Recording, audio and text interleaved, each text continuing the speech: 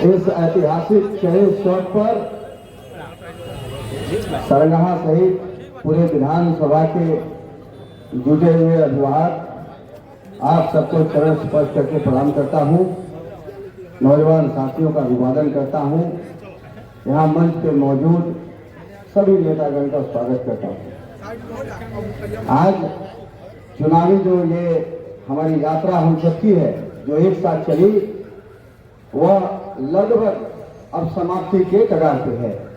कल 11 तारीख है, सभा होगा, उसके बाद प्रचार प्रसार का कार्यक्रम बंद हो जाएगा। इस पूरे प्रचार प्रसार के कार्यक्रम में कम से कम हजारों साथी हम सबके पार्टी के अपना पूरा समय ऊर्जा लगा करके और चुनाव प्रचार के कार्यक्रम में शरीक हुए। और यह चुनाव प्रचार का कार्यक्रम लोकसभा से चल रहा है, तो बिना थके बिना किसी प्रकार का रेस्ट लिए इतने लंबे चुनाव लड़ना ये साधारण बात नहीं है। इसके लिए हम बहुत दिल से हृदय से धन्यवाद करते हैं अपने सभी कार्यकर्ता साथियों को जो इस कार्यक्रम में निरंतर लगे रहे। 40 का चौक है। पिछली बार 2020 का चुनावी सभा हुआ था तो कुछ छोटी मोटी घटना हुई थी। जो घटना करने वाले थे उन्होंने चुनाव के अंदर एक मसाला डाला और उसके बाद क्या हस्म हुआ भारतीय जनता पार्टी का हम सब जानते हैं। उसके बाद दोबारा भारतीय जनता पार्टी के लोगों ने हिमाकत नहीं किया इस चौक पर। 2020 की चुनाव की तरह 2024 में भी आप चुनाव जीते लोकसभा का, और इस उपचुनाव को भी आप सबके सहयोग से चुनाव जीता जाएगा। मैं इस पंचायत में घूम रहा था, आज भी घूम रहा था, पहले भी घूमा हूं। माननीय मुख्यमंत्री जी कल आए थे, कहा जा रहा था कि आदर्श पंचायत है। और जब मैं घूमता हूं यहाँ के गांव की गलियों में तब मुझे एक बात का बहुत अंदर से पीड़ा होता है, और वही पुरानी रीति और रिवाज जो चलते आ रहा है उसी को जारी रखा गया है। एक प्रवृत्ति है, गरीब गुरबों की गलियों में जाता हूं तो उसकी ढलाई भी नहीं हुई, गंदे पानी बह रहे हैं। लेकिन इनके साहब के जो स्टेडियम यहाँ पता नहीं क्या क्या बनवाते हैं, पोखरा खोलते हैं, भरवाते हैं, बाउंड्री करवाते हैं, तोड़वाते हैं, वो निरंतर चलते रहता है। उसके लिए पंचायती जाकर सारा पैसा लगा देते हैं, लेकिन गरीब की गली को नहीं ढलाई करते लोग हैं। और वैसे ही लोगों को नीतीश राज में फंसे लगातार मिलते आया है। घबराइए मत, 2025 में तेजस्वी की सरकार बनने वाली है। सारे पुराने पन्ने पलटे जाएंगे, सारे पुराने पलटे। जिन लोगों ने आपका हकमारी किया है उन सब के पुराने पन्ने पलटे जाएंगे। इसी पंचायत और इसी इलाके में शौचालय घोटाले से लेकर क्या क्या नहीं हुआ हम सब जानते हैं, और हम छोड़ेंगे नहीं। एक बात हमें दिमाग में अटक जाता है, वो निकलता नहीं है जब तक हम उसको पूरा नहीं करते, तो हम छोड़ेंगे नहीं। इसी इलाके का एक जिला पार्षद है, सबसे ज्यादा अगर इस पूरे विधानसभा में सबसे ज्यादा कोई व्याकुल है, कभी विधायक न बन पावे तो इसी इलाके का एक जिला पार्षद है। क्यों? क्योंकि उसको पता है मनरेगा का बड़का घोटालाबाज है, पकड़ नहीं जानते तो पहचान लीजिए। उसको पता है कि उसकी एक एक चीजों पे अजीत की नजर है, और इस जिले के अंदर जितना घोटाला किया है अजीत एक एक चीज को जानते हैं। वही डर वही खौफ, दिन रात पॉकेट का लूटा हुआ जो पैसा है उसको लगा करके सरकार में खर्च कर रहा है कि अजीत जय विधायक न बनता है। अजीत कुमार जनप्रतिनिधि बनेंगे या नहीं बनेंगे, ऐसे चोर आप भ्रष्ट उसको तय नहीं कर सकते। या आम आवाम के लोगों को तय करना है कि जनप्रतिनिधि किसको देखना चाहते हैं। एक पार्टी है बीएसपी पार्टी, उसके नेता है, वो कहते हैं कि बड़ा ये परिवारवादी पार्टी है। तो हम कहते हैं कि अगर मैं परिवारवाद किया होता 2010 में तो आपको विधायकी का पेंशन नहीं मिला होता। जिसने 2010 में उनको जिताया, 2015 में उनके साथ खड़ा रहा, तो उसको ये परिवारवादी कह रहे हैं। विधायकी पेंशन नहीं होता, एक जो कैंडिडेट है वो मास्टरी कर रहे होते।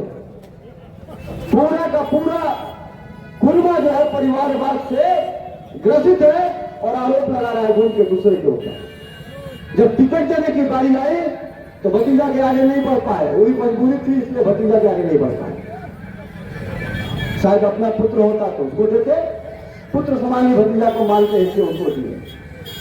हम लोगों ने उस समय भी 2010 में भी राष्ट्रीय जनता दल के साथ रहा और शायद निरंतर राष्ट्रीय जनता दल में काम करते रहे, तो उसका देन है कि उसी परिवार से विनोद यादव जी हमारे भाई समान है, वो आज भी हम सबके साथ खड़े हैं।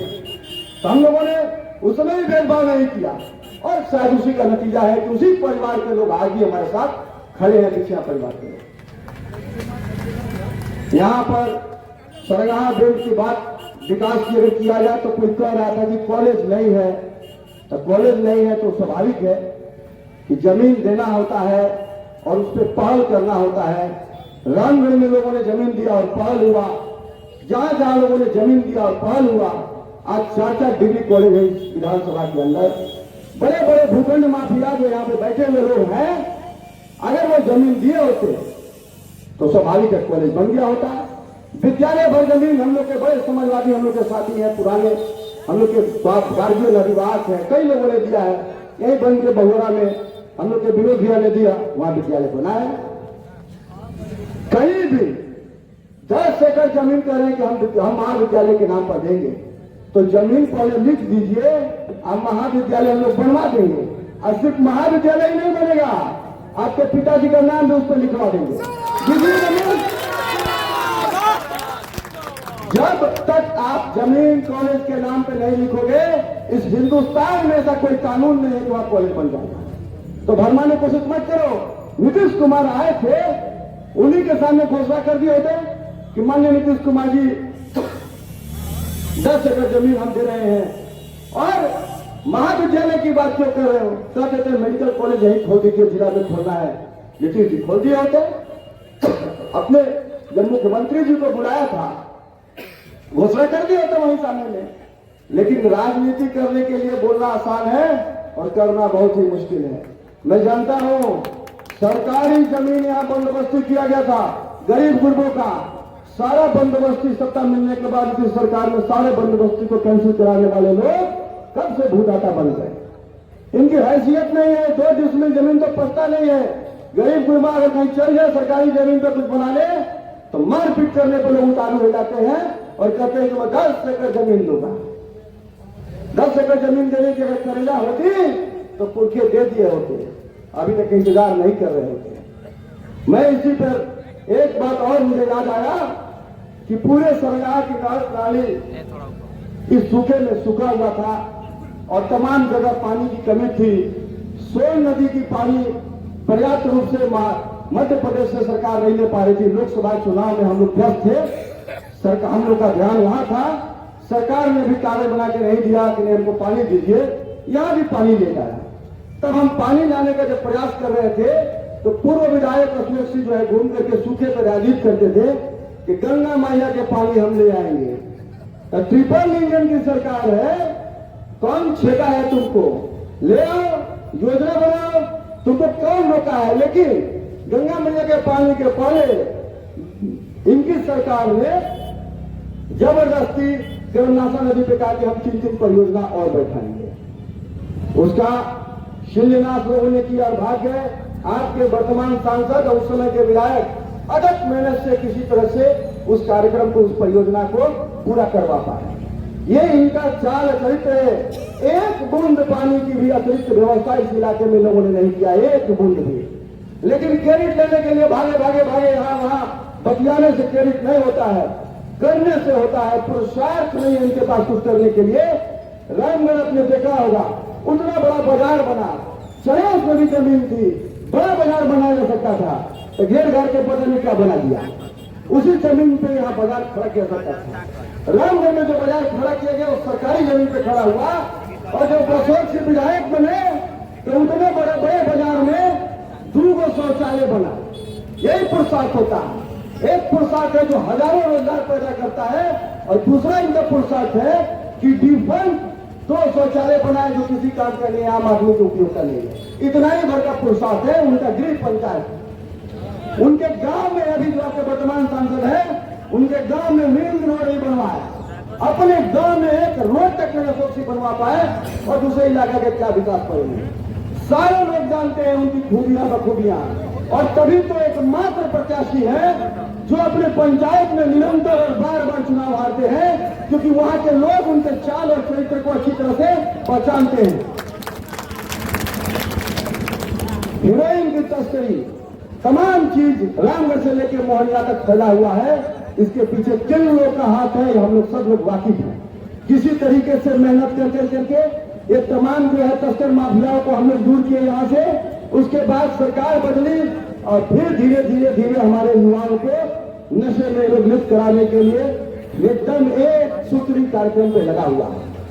पुलिस प्रशासन सारे लोग इस तस्करी में कहीं न कहीं सहयोगी बने हुए हैं, तभी इतनी बड़ी मात्रा में शराब और हीरोइन जो अवैध रूप से हम लोग के इलाके में फैला हुआ है और नौजवान बच्चे उस नशे के शिकार हो रहे हैं। एक बात है कि अगर जनप्रतिनिधि के तौर पे आप चुनते हैं, और मेरा यह मानना है कि आप चुन लिए हैं, क्योंकि जिस दिन आपने दिल में अजीत कुमार को अपना विधायक बना लिया, तो मैं यह मानता हूं कि सर्टिफिकेट लेना सिर्फ औपचारिकता है, क्योंकि विधायक आपने उनको मान लिया तो मैं अपने को स्वीकार कर लिया था प्रतिनिधि। और उस नाते मैं एक वादा करता हूं, तीनों प्रखंड कार्यालय में हर हफ्ते में मिलूंगा, एक दिन न्यूनतम मिलूंगा। और मैंने बताया, वो बिहारी बताया कि सर्वे का काम चल रहा है, और सर्वे का काम आपका ठीक से चले, कोई भ्रष्टाचार नहीं हो, कोई घुसखोरी नहीं हो, इसको देखने के लिए मैं हर हफ्ते प्रखंड कार्यालय में बैठूंगा, और बैठूंगा तो जूता लेकर के बैठूंगा। एक भ्रष्टाचारी का हिसाब कर दूंगा। और यहाँ पे जो हमारे किसान भाई अपने ट्रैक्टर से पशु लेकर के या कोई और भी अन्य चीजें लेकर जाते हैं, ट्रैक्टर से पिकअप से, तो मैं देखता हूं कि पुलिस वाले जो है उनकी वसूली में लिप्त रहते हैं।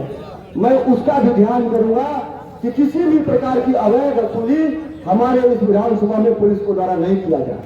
पुलिस को काम करना है तो कानून व्यवस्था को ठीक करे, तस्करों को रोके, अपराध पे नियंत्रण करे, न कि गाड़ियों से और वाहनों से किसानों के पैसा वसूले। ये सब मैं नहीं होने दूंगा। यहाँ पर आप सब जुटे हैं, आप सबके जनप्रिय नेता माननीय सांसद हम सबके साथ हैं। आप कल 11 तारीख है, कलानी से हम सब रोड शो लेकर के जाएंगे। माननीय तेजस्वी यादव जी का कल 11 बजे आगमन है रामगढ़ में बल्लीपुर कॉलेज पर।